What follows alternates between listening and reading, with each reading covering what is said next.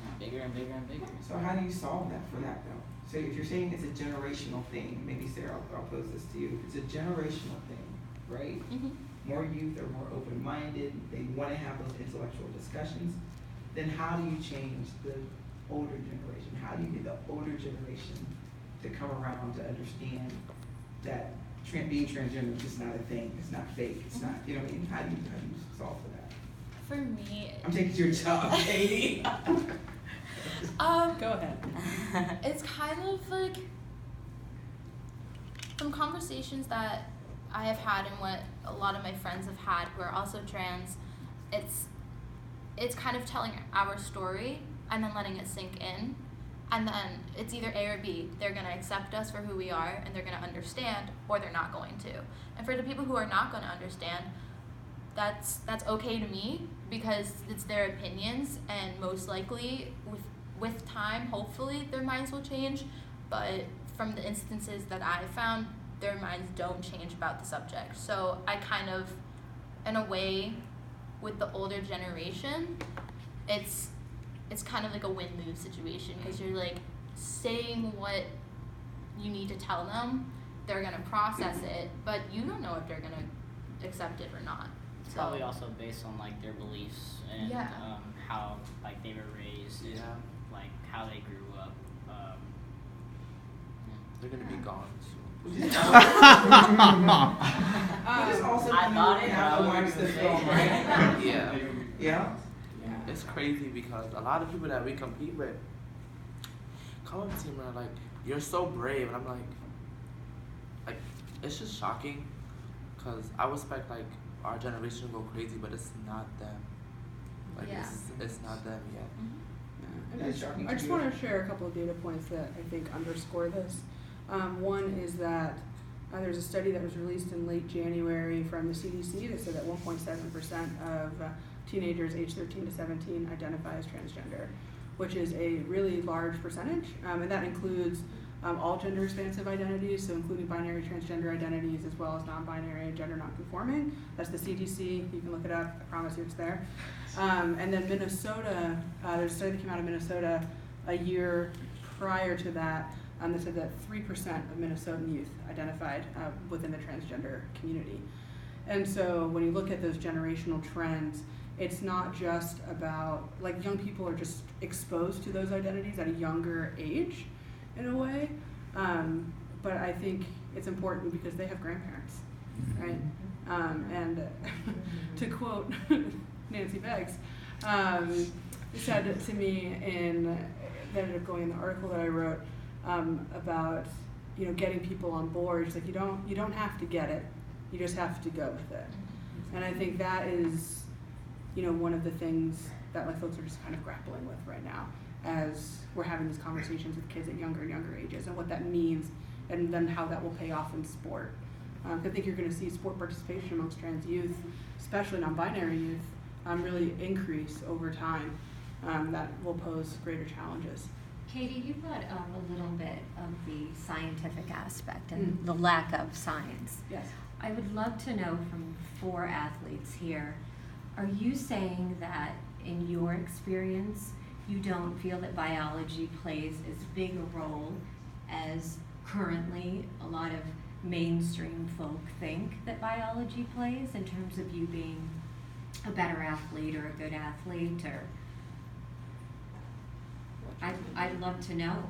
Like, do you think the two of you could beat a boy no problem? Yes. Yeah. Yes, because Well, it has to do with. I have a female anatomy, and I've been guys.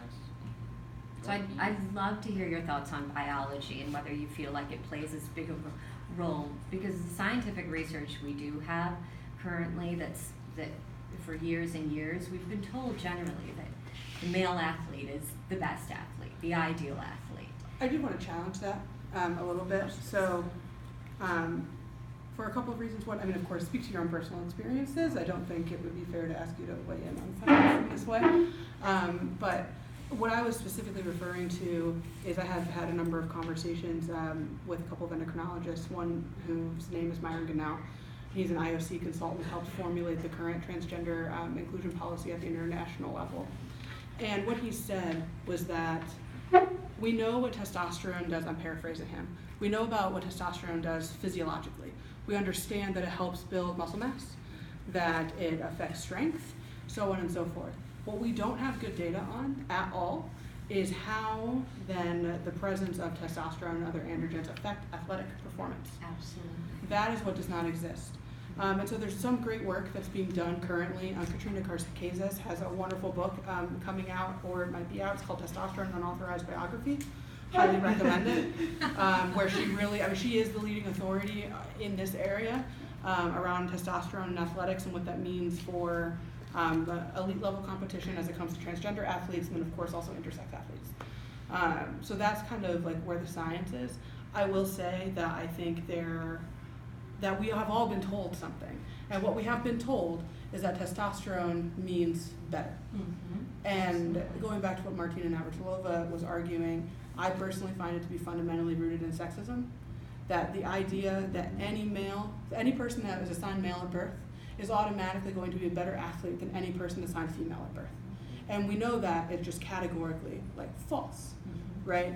For a number of reasons. Like the idea that Maya Moore can't step onto a pickup game with a bunch of NBA players and compete is ludicrous. But a lot of people believe that. And that, I think, goes to the core of what this conversation is all about. It's not just about what it means to be trans. It's also about it's also about, I think, equality across gender identity and expression, especially when it comes to sport, and how we discriminate against those who are assigned female at birth. And it plays out in this very specific way, which I think is also why it's so harmful that then the conversation that's being used against these kids Absolutely. is cisgender women, right? Mm-hmm. So, sorry for the soliloquy.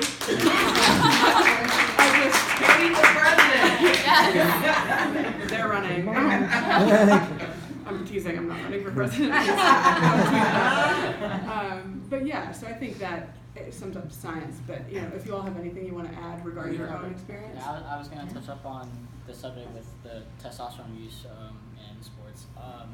There would be days where I would forget taking my testosterone shots. So one time I missed my shot twice. Don't ask me why. I know you forgot to take your testosterone shot. It happens. Like life happens. And so sometimes my period would come back and then I'd be like, well, fuck. And then I would get back on my shot, and when I was also cutting weight as a wrestler, it was really, my grandmother can testify, I would be absolutely drained. I would be cutting food out, cutting water out, and with my levels, because I also had a hormone blocker, and I was also taking testosterone, so it was depleting my estrogen, depleting my testosterone.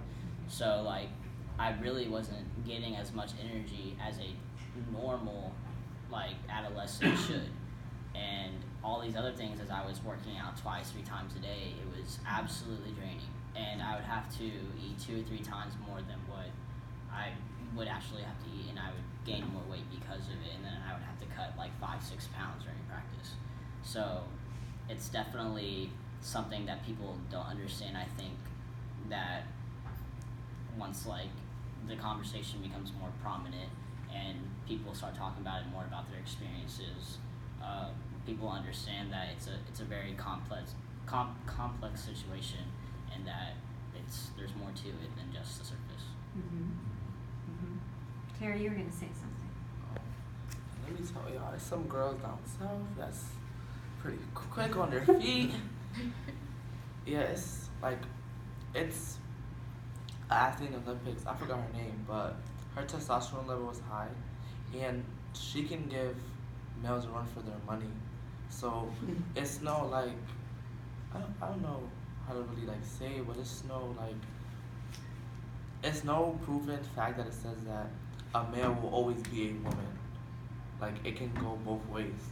As long as you work hard or you're working for it, you could get beaten. Everyone gets beaten. It's just part of life.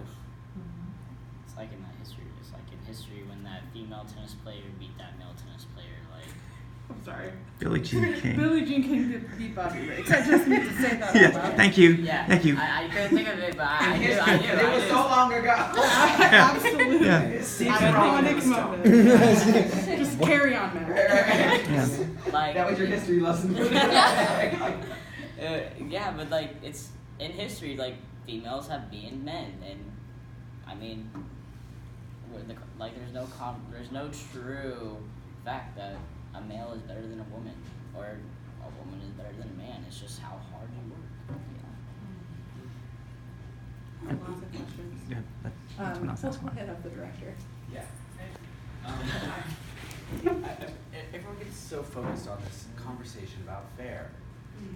And we're skipping another conversation, which is the conversation that outweighs fair to me. But I want to talk about that statistic. If you're saying 1.5% to 3% of youth are trans, I don't even like the word identify, are trans, Yeah. right?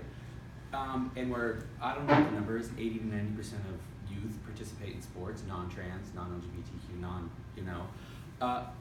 what percentage of that 1.5% to 3% are participating in sports? Very, very little. Very little. That's the conversation. It's like 12, This conversation about fair is irrelevant. Yeah. It's rigid and binary, and it's a bunch of discrimination hiding behind fair. Yeah, the Human Rights Campaign has a study that came out this year that looked, and I think according to them, about 68% of non-LGBTQ teenagers were participating in sport, youth will say, and that number was down to 39% for LGBTQ identified folks. To break that down by identity, 12% of transgender women, a little bit higher for trans men, around the same for non-binary folks. So it's very, very small. And you should actually fact check me on those numbers. I don't know them as well, but You can't find the numbers. Like I don't know if the hard data. Well, I mean, but HRC within their national youth study that came out, I want to say it was like May.